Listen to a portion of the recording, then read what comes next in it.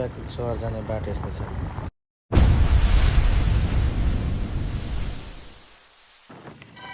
अब चाहिँ मेरो दशाको बाटो सुरु भयो। अहिलेको यो इटरदेखि काँक्रा भित्ता जाने बाटो जस्तो छ है, भित्तामा हुँदै काँक्रा भित्ता जाने बाटो छ। सब धुलो बाटो यस्तो खराब छ।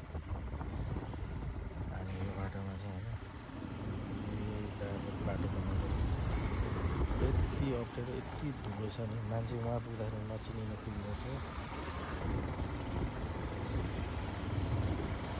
अझै गरिन्छ है। बिरुवाको सहर जाने बाटो यस्तो छ। बिरुवाको घर जाने बाटो यस्तो बाटो तर कहिले